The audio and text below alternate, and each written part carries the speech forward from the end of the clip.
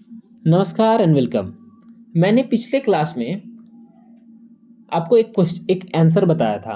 उसी से मैं क्वेश्चन पूछता हूँ, लेजिस्फेयर किसका पार्ट है?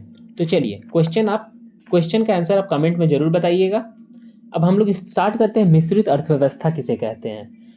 निजी तथा सार्वजनिक क्षेत्र मिश्रित अर्थव्यवस्था में आती है।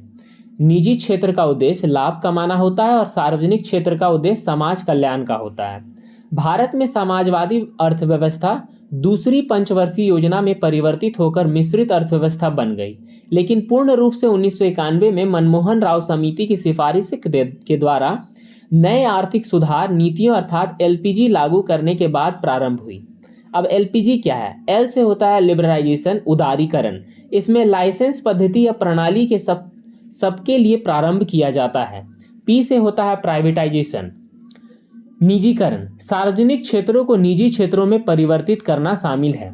जी से होता है ग्लोबलाइजेशन, मतलब वैश्वीकरण, भारतीय अर्थव्यवस्था को विश्व की आर्थिक अर्थव्यवस्था से जोड़ना अर्थात अधिक से अधिक देशों का आयात और निर्यात करना शामिल है।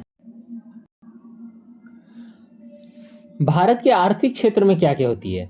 गतिविधि की प्रकृति के आधार पर प्राथमिक क्षेत्र, द्वितीयक क्षेत्र और तृतीयक क्षेत्र शामिल है। और तृतीय क्षेत्र में भी आजकल बोला जा रहा है चतुर्थ क्षेत्र और पंचम क्षेत्र, पर तृतीय में ही शामिल है ये क्वार्टरनरी और क्वीनरी। और कार्य परिस्थितियों के आधार पर संगठित क्षेत्र आते हैं और असंगठित क्षेत्र शामिल है। स्वामित्व के आधार पर सार्वजनिक क्षेत्र और निजी क्षेत्र शामिल है। अब हम लोग अगले क्लास में देखेंगे, यहीं से स्टार्ट करेंगे गतिविधि के आधार पर। कृपया करके कमेंट जरूर करें। मैं आपको सरल तरीके से इकोनॉमिक्स को धीरे धीरे करके समझाता चलू जाऊंगा। शुक्रिया।